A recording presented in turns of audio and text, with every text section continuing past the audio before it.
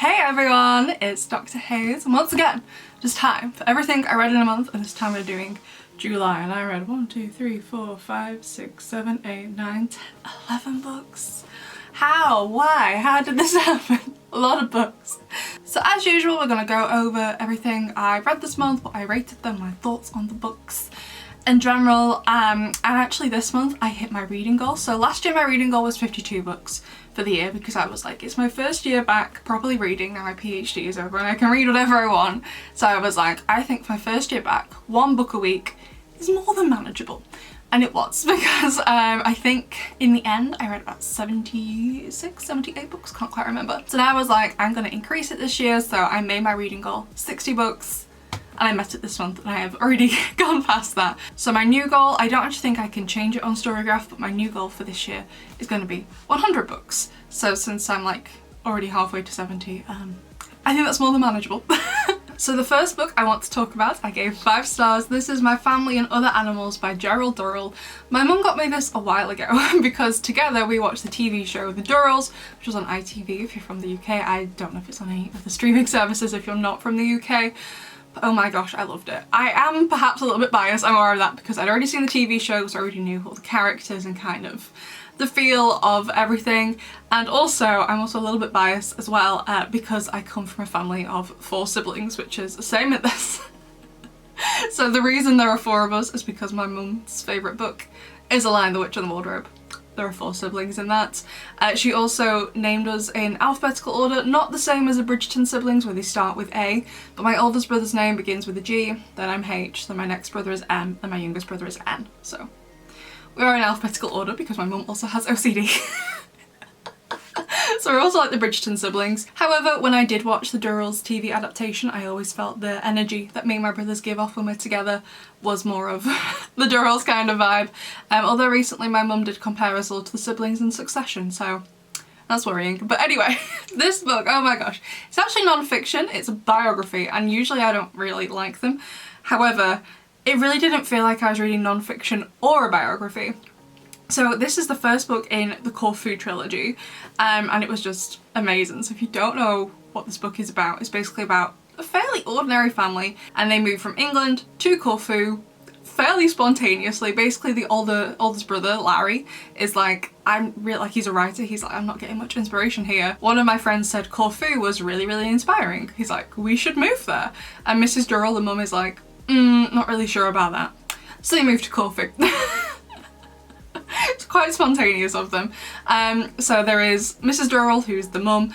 She really likes cooking and gardening. There is no dad, and I do believe he had died sometime earlier. Then there is Larry, who's the oldest boy, and he's a writer. Then there's Leslie, and he really likes guns. And then there's Margot, who really likes skincare and dieting.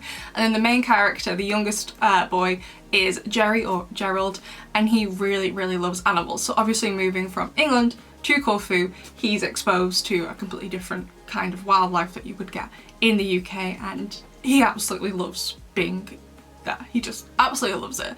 And if you didn't know, Gerald Durrell, when he grows up, he goes on to be a really, really famous, I'm not sure if it's a zoologist, just animal expert, naturologist, something like that. And actually in the back of the book there is a message from the Durrell Wildlife Conservation Trust, which is something that he started. So this love of animals just obviously snowballs and ends up becoming his job. So kind of each of the chapters are split, where half of them are basically about Jerry's new finds on the islands. Like he finds this hill that's full of tortoises, all the different kind of birds, sea creatures. It's just loads of different animals, and the descriptions of all the animals and all the wildlife is just absolutely amazing. Some of the descriptions of the flowers are absolutely stunning, oh my god. But then the other half of the chapters are often the family's antics, especially relating to the animal. Like, there's just one bit where he manages to capture 2 water snakes, so he brings them home, but he's like, well, they need water, I'll put them in the bath. So Leslie goes to have a bath, but there are snakes in it.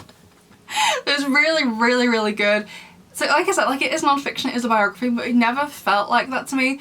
There is no real plot, basically. The best way I can think to describe it is more of short stories about this family and their discoveries and their time on Corfu. But it was just absolutely amazing. Oh, there's this one bit.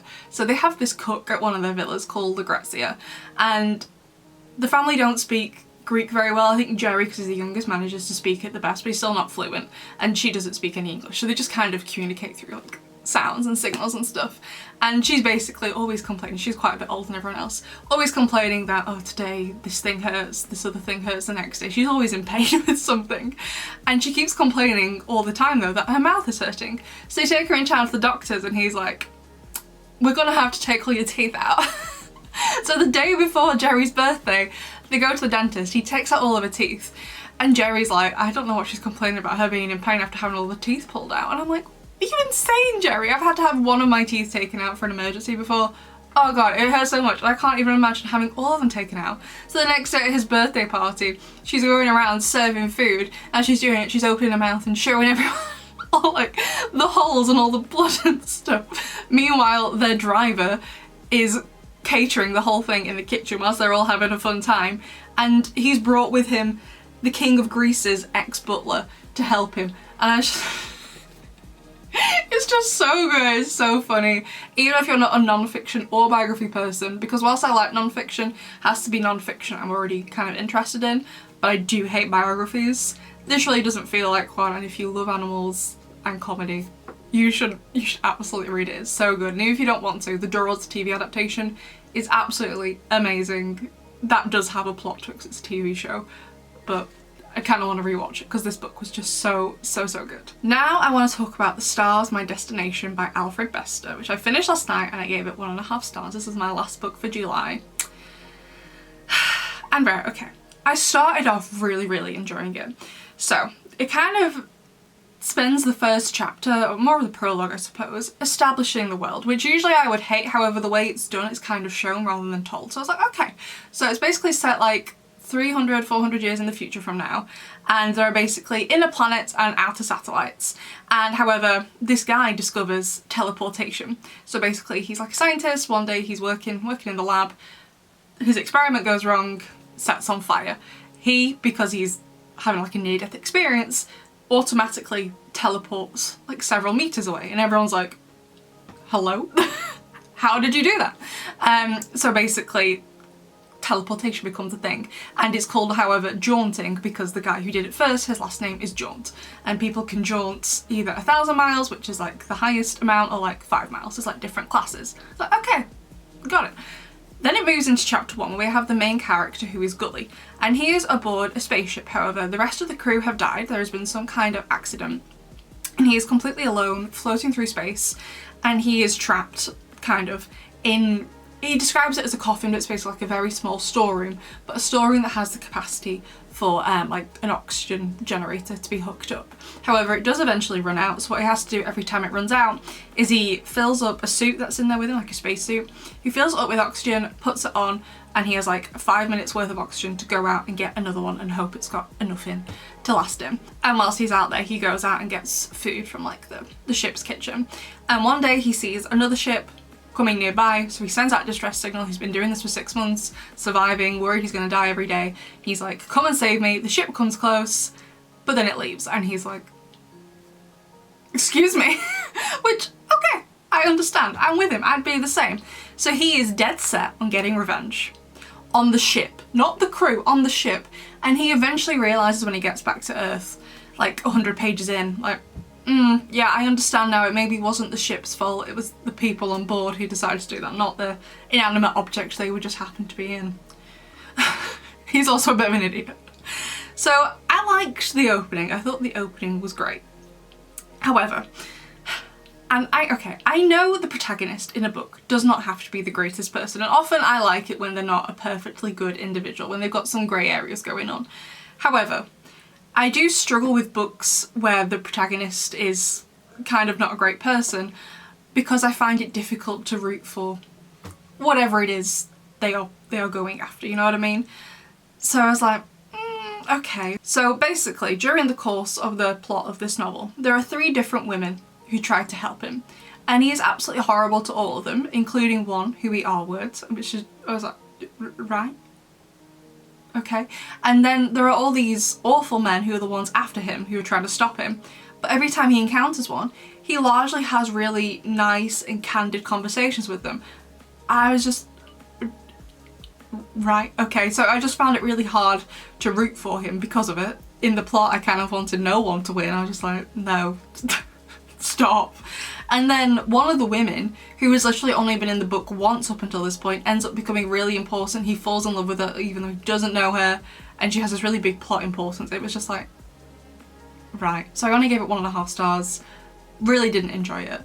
Perhaps it's a me thing with the protagonist. That's why I haven't read A Clockwork Orange, because I'm like, I know enough about it to know the main character isn't really a good person. So I'm like, just for me, I do kind of need to like the protagonist in order to, you know, get behind the book as like as a concept, you know what I mean? So yeah, didn't enjoy it. 1.5 stars. So now a very different kind of book. This is The Art of War by Sun Tzu. However, this one specifically has an introduction with Tom Butler Brown, which honestly I think made me enjoy it a lot more. So I gave this one 4 stars. It was really good, and honestly I was a bit like, so basically it has the introduction first, obviously because it's the introduction, before it actually gets onto Sun Tzu's thoughts, I guess. But basically Tom Butler Brown spoils for you all of what Sun Tzu is about to tell you, and he basically applies everything Sun Tzu says to your everyday life. So I kind of wish the way this had been structured, they did what Sun Tzu said, then followed by an analysis by Tom Butler Brown. Because the analysis was good, but I kind of wanted to read it in Sun Tzu's own words first. So I suppose you could just read this book and read Sun Tzu's stuff and then go back to the introduction. But I didn't know it was going to be like that, obviously, because I hadn't read it before. However, so I loved the Art of War section.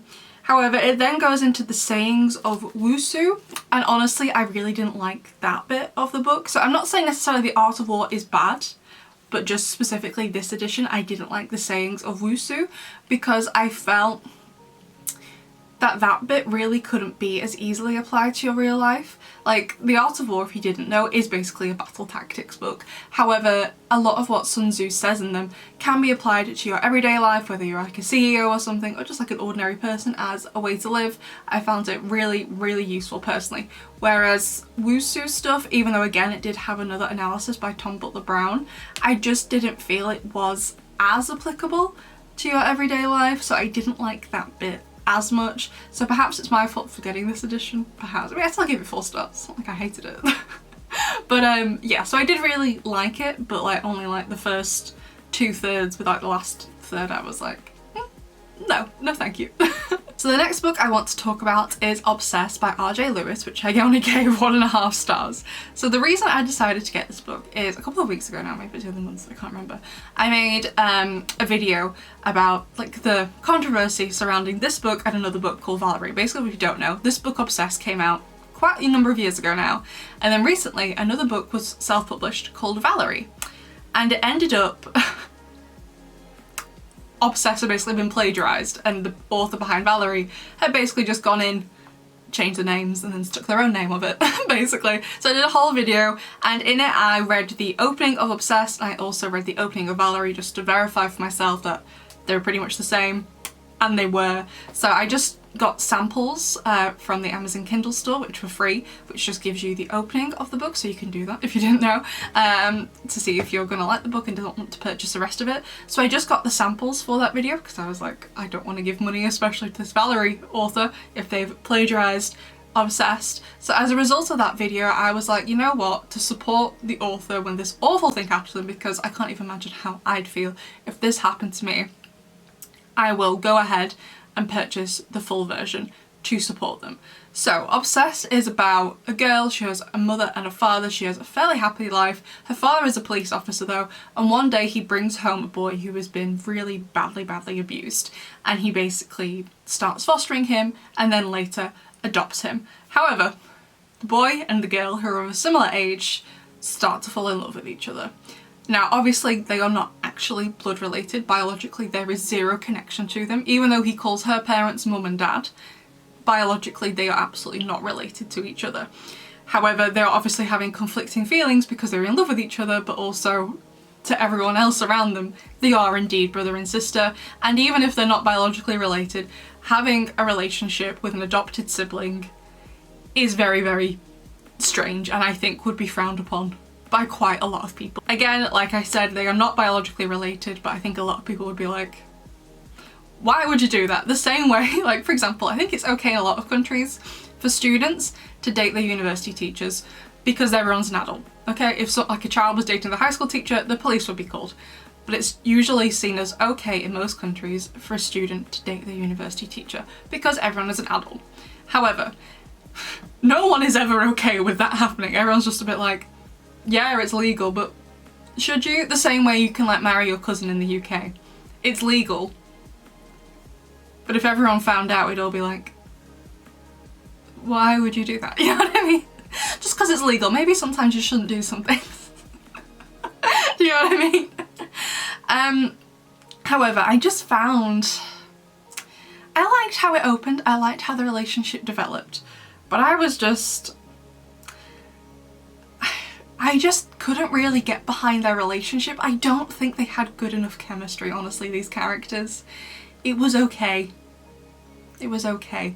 And I just felt a lot of the times their arguments were so nonsensical, and I was just like, please just communicate better. I was just very quickly reached the end of my tether with them. I think I read it in 2 days. It was very easy to read, but I was just like, no. Didn't enjoy it. I'm glad I read it. I'm glad I supported the author after this awful thing happened with this other author basically plagiarising their work. I don't regret reading it, but I won't lie to you, I sadly didn't really have a good time.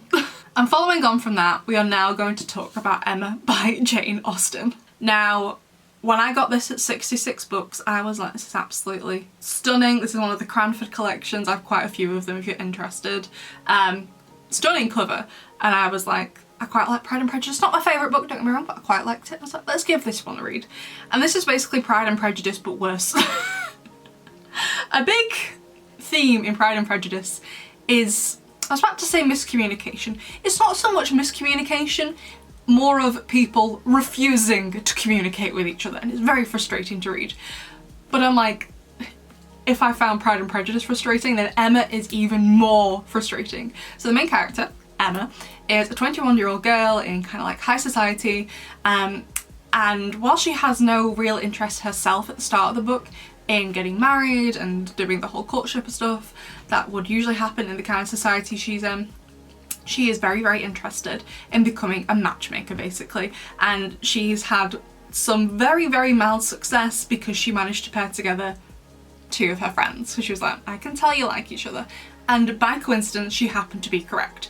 But now she's gotten very, very cocky after 1 success, and she's like, I can do this for everyone. And all of her friends are like, Emma, please don't, but she does it anyway.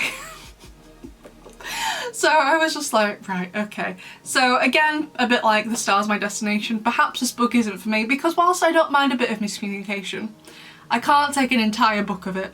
I was just like, no, please God, no. It just becomes really messy. She upsets quite a lot of people. And honestly, I didn't really like her, mainly because she hates the character Jane. Jane is a lovely, lovely person. I don't get why Emma didn't like her. I think it was just jealousy, because Jane, well, basically Jane, she came from this family and her parents died, but she got taken in by like these wards, and they were able, because they're quite rich, were able to afford her a really, really good education, so she can speak multiple languages, she can play the pianoforte. She's really skilled in a lot of areas, and because she was born quite poor, but she's managed to raise to this quite lofty position, I suppose out of mere consequence, Emma is just like, no. She doesn't like her. But Jane is absolutely lovely. Jane at no point does anything wrong in this book other than be herself. Like, that's her crime, being herself. Emma's like, I don't like you. No. And she basically, any man who shows any interest in Jane, she's like, I'm gonna try and matchmake that man with anyone but you. And he's just horrible to her. And I'm just like, Emma, stop. So I only gave it 1 star because I just found her so insufferable. I was just like, no. No. I really didn't enjoy myself, sadly, which is a shame. So yeah, wasn't good really. So yeah, and also I've noticed, so in Pride and Prejudice my favourite character was Jane. In Emma my favourite character was Jane. I haven't read any other Jane Austen books, but is there also another character called Jane in the rest of them? And is that Jane person also an author self-insert because the author is also called Jane? Just a question, I don't know. But yeah, I like Pride and Prejudice. I think it gave like 3.5 stars. Really wasn't a fan of Emma. It's basically Pride and Prejudice to the max, and I was just like, no, I can't take this much miscommunication. Absolutely not. A bit of it, yes. Not a whole book of it. No way. So the next book I want to talk about, and this is actually the book I hit my reading goal with this year. This is Dry by Neal Shusterman and Jarrod Shusterman. So I'm assuming Jarrod Shusterman is some kind of relation. I don't know. But Neal Shusterman I absolutely love. I used to death one of my favourite books by him, Challenger Deep, in my PhD thesis. Still to this day one of my all-time favourite books from him. I think it's absolutely amazing. But Dry is a very different book, and it's set in California, and there is a drought that happens, but everyone calls it the tap out. So the book opens with literally the main character Alyssa goes to turn on the tap, no water comes out, and on the news it's being broadcast, yeah, we no longer have any water, we've run out of water basically. So this book is about a drought and the lengths people go to survive without water. Honestly, I didn't have a frame of reference for a drought until I read this book. I am from England, and if you don't know, if you've never been here, the stereotype's true. It does rain a lot, and not only does it rain a lot, specifically where I live in the north of England, it's one of the wettest areas of the UK. So if anything, I'm more familiar with flooding and a surplus of water, not so much droughts. This is basically, like, right now it is raining.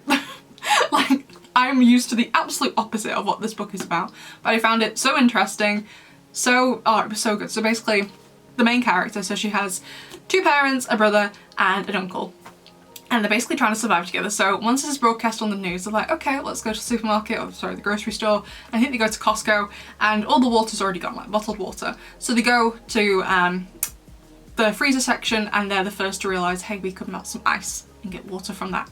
And they basically fill the bath with all this ice, let it melt, but then they go to clean the toilets, and Alyssa's younger brother accidentally like knocks some bleach or something into the bath, and they can no longer have that water, obviously. However, their next door neighbour Kelton, who is the same age as Alyssa, they have basically, his whole family have basically been preparing for the apocalypse. They have backup generators, they have storerooms of food, they have loads and loads and loads of bottled water. They have been preparing for this thing. They have like a bunker out in the middle of like this national park that is filled with emergency supplies in case the zombies come or in case nuclear war comes. They are prepared for anything. Okay, they've got it, they are ready for this. So everyone in the neighbourhood is kind of jealous of them because they're not struggling in the slightest, because eventually the power all starts going out. However, they can still afford to put the lights on, they can still cook things, they've got all the water to cook and to drink and to wash and stuff, but no one else has. And there are people struggling, there are pregnant people who are like, I need water. There are other people who's like, I'm trying to breastfeed, I've got a newborn baby, I can't, you need nutrition yourself in order to breastfeed. So everyone's really struggling. And it was just really, really interesting, and it's basically looked at how society slowly devolves when there's no water. It's basically like a realistic dystopia, and it was just so interesting. However, I will say I gave it 5 stars, loved it to death. Every time I sat down to read it, and even now just talking about the book, I can feel my throat going dry. The way this book makes you feel, the title of this book takes things very, very personally with you. If you're going to read this book, and I definitely think you should because I thought it was incredible, you're going to need a water bottle with you. I drank so much whilst I was reading this book. Made me feel so uncomfortable, which I think was the aim. It was absolutely amazing. You should definitely read it. But make sure you stay hydrated as you do it, because otherwise it's not going to be fun. So the next book I want to talk about is Scarlet, which is the second book in the Lunar Chronicles, which I've been trying to read this for ages. Basically, if you didn't know, I read Cinder for my PhD. However, I had so many other books to read for my PhD. Even though I bought Scarlet at the time, I didn't have enough time to read it, and it wasn't on the list of things I had to write. And now I've read it, I understand why it wasn't on the list. Which is fine, not a criticism of the book. It's just I could only read things very relevant to my research, and Scarlet wasn't, but Cinder was. So I had to actually reread Cinder because it was so long ago to remember what happened, jog my memory, before I could finally move on to Scarlet. And I did really enjoy it. I gave it 4 stars. However, I definitely think Cinder was a much better book. So Scarlet picks right up from where Cinder ends, so I can't say much about Cinder's story because that will spoil the end of Cinder for you. However, meanwhile, while Cinder is in New Beijing, Scarlet, this brand new character, is in Toulouse, which is in the south of France, like in the countryside. And she owns a farm, however, her grandmother has gone missing. And by this point, Scarlet, red cape, grandmother, you're thinking Red Riding Hood. Exactly, all of these are like retold fairy tales in this science fiction world.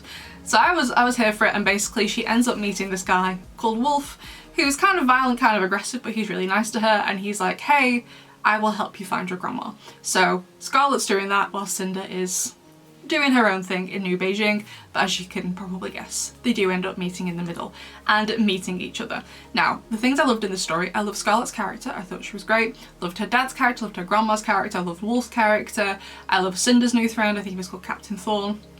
Loved him. Kai in the book, he made such a heartbreaking decision, but I was like, here for the drama, absolutely loved it. And I loved the plot that was going on. However, okay, so in Cinder, the way the setting is, I've never been to Beijing, but I do imagine it's kind of like a bit like Tokyo, kind of high tech, but also very busy and kind of cramped because there are so many people there, right? And Cinder is kind of like where some pockets are really high tech and really well developed, and other parts are kind of more poor and apocalyptic kind of feel to them. So that carries on in the Cinder sections of the book when they're in New Beijing. And I was like, cool, love it. The setting description, the world building was amazing. However, the stuff in France, I found it really, really difficult to imagine because there was almost no description. This is why it's not a full 5 stars, because I loved everything. It was basically the setting and the world building specifically for France. All I could retain is that in the middle of Toulouse there was a tavern, and I was like, well, how does this tavern operate? Because to me a tavern is kind of like a medieval thing, but we're set in this world where there are cyborgs and androids and all this other kind of technology. So how does this tavern look in a modern setting? How is it adapted, or hasn't it adapted? There was no description of that. She also, so Scarlet and her grandmother run a farm, and they have androids who pick tomatoes and all the other produce and stuff, but there wasn't really any description of that. It was just, and also they eventually go to Paris in the book, and other than trains, again, it was just like Paris, I know it fairly well, I go quite frequently. There wasn't really any like description of how the buildings are perhaps different or how they fit in with a more modern city, you know, like it was just kind of empty. And personally, so where Scarlet starts the book, she's in the countryside. I am quite familiar with the French countryside. That's often where I go when I go to France. I usually go more with the northern French countryside rather than the southern French countryside, but I can't imagine there's much difference to them. But there was almost no description. I was just a bit like, okay. So I really struggled. So I really enjoyed it, really loved it. It was just the setting and the world building for France honestly really let it down, but otherwise I really, really enjoyed it. So the next book is A Touch of Ruin by Scarlett St.Clair, and this is from the Hades and Persephone series. It is technically book number 3, however, okay, so the first one is A Touch of Darkness, then the second one is basically A Touch of Darkness, but from Hades' perspective. All these books are narrated by Persephone. However, I didn't read the second one because, I'll be honest with you, as much as I like Hades, I really don't care what he has to say. Like, I don't really care what your thought process was. So I just skipped it. You don't need to read it, it's just the book retold from his perspective. So I'm like, okay. I'd just rather have Persephone's perspective. If the books were published as like a mix between the two of them, like a lot of books often are with romance, I'd be fine with that. But I just like, I'm not sure I care enough about what he thinks to go out and read a dedicated book about it. You know what I mean? So, and to be fair, when I usually see this series sold all together, it completely always misses out Hades books. I've never seen the series sold all together in like one box deal with Hades interspersed. It's always just A Touch of Something books, Persephone's perspective. So anyway, this one picks up right after the end of the first book, so I can't say much, but basically Hades and Persephone are dating, but this kind of world is, it's like a modern day Greece, but where the gods are kind of known as people, and they wander around and people can talk to them and touch them, and they do different favours and people can manipulate them. And honestly, the gods in this world aren't seen as nice people. A lot of them anyway, not all of them, but a lot of them, like a lot of people are kind of wary of them. And basically Persephone, who no one knows she's a god yet, has taken it upon herself as a brand new journalist to basically use her column in the paper to expose certain gods. So she spends the first book trying to expose Hades, but obviously they enter into a romantic relationship, and she spends this book trying to expose Apollo instead. It was really interesting. I really love that Persephone is trying to use it for good. I love the exploration of her powers, because to me, to basically suppress them when she was still living with her mother in Olympia, I believe. And I love Hades and Persephone's relationship. However, there were just some things here and there that was a bit like, For example, there's this guy at her work who's like the cleaner, the caretaker, and he tries to do something to her, and apparently it is based on myth. I'm not super familiar with Greek myths, or actually mythology in general, so I had no idea. I didn't see it coming at all. Perhaps if you knew more about myths, you would have. However, I don't necessarily think it would matter whether I knew or not, because he literally had zero presence. He was literally in it twice, and he tried to do this bad thing, and I was like, okay. Alright then. So I just think it could have been better and more improved in some other areas, but it's a really easy read. I think I read it in 3 days. It was really good. I can't wait to get the next one. However, I swear my Waterstones never has these in stock, so we will see what happens. So the next book I want to talk about is The Voyage of the Dawn Treader, which is the 5th book in the Chronicles of Narnia, and this is tied with The Horse and His Boy for my least favourite books, which I both gave 3.5 stars. So, this book is basically, so this one doesn't have Susan and Peter in, although they are mentioned. Basically, Lucy and Edmund go back to Narnia. However, this time they are with their very annoying cousin called Eustace. And however, they arrive in Narnia, not in like the middle of dry land. They arrive in the sea, in the ocean or whatever. Luckily, Prince Caspian, now King Caspian, is on a voyage, and he manages to spot them. And he's like, okay, let me rescue you, and then we'll be on our way. And they go on this adventure together. First of all, I love the way they got into Narnia. I think after the wardrobe, this is my favourite way of getting into Narnia, where they're at Eustace's house because Lucy and Edmund's parents are away, and so are Peter and Susan, and they're staring at this painting of a ship, and they basically kind of like get sucked into the painting, and they end up in the ocean with the ship, the Dawn Treader. I really enjoyed that. And I really liked how Eustace developed, and I loved being back with Caspian and also all the other different creatures and stuff who were in Prince Caspian. Really enjoyed it. However, it felt really disjointed, and that there wasn't really an overall plot. There was a plot, but I just didn't really vibe with it, basically. So prior to the events of Prince Caspian, Caspian's uncle had sent away all of Caspian's father's friends, so they couldn't defend the younger Caspian when it came time for him to try and take the throne from him. So he sends them all away to like these far off lands that aren't really part of Narnia, but are in like the same world. So basically Caspian, now the king, and he's got all this power, he's like, I want to try and find them and rescue them, let them know it's okay for them to come back home, and that my father is now dead, but like, you're going to be safe in Narnia, I'm now the king. So that's the plot of the book. They're going on this voyage to find these men and say they can come home. However, every time they find one, it's really lackluster and anticlimactic, and I honestly forgot most of the time that was what they were doing. So I was just a bit like, okay. And then towards the end, they're like, okay, we need to go to this place to go and see Aslan and Caspian. So Lucy, Edmund, Eustace are like, yep, let's go, let's do this. And Caspian's like, I want to go too. And this man, okay, I know he's probably still a child, like an older child, probably like 17 years old. But he's a king, and he starts throwing a full-on tantrum about not being able to go and see Aslan. So then he goes to his like quarters on the ship, and then Aslan walks in and like has a go at him. And it was just like, right, Caspian. In Prince Caspian, I really enjoyed Caspian as a character, but I wasn't a fan of him in this. It just felt really disjointed. I love the opening of how they got into Narnia, and I love the ending of how they leave Narnia, but I wasn't so fond of everything else in between, sadly.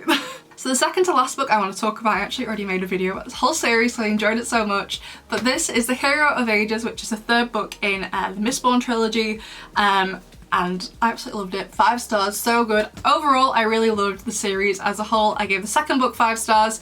I gave the 1st book, I think, either 4 stars or 4.5 stars, mainly because I thought the opening was really weak, and it did quite literally make me fall asleep at around page 30-35.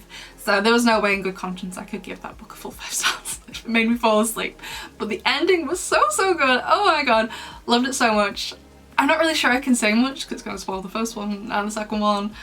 But I loved it all the way through, was amazing. I sadly worked out who the Hero of Ages was by the first line of the book, so I did spoil it for myself immediately because I was like, yeah, I know who that's speaking. I know who that is. So I worked out already. I won't tell you who it is, but I was just like, yeah, I worked that one out, worked it out.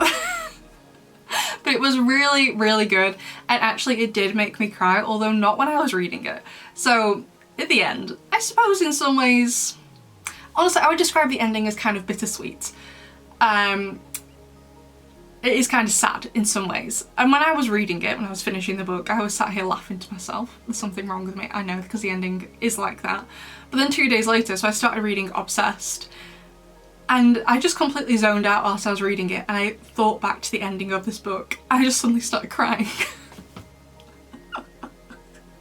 I didn't cry much, but I did still cry, so it's very difficult for a book to make me cry, so it was obviously really good if it could do that for me.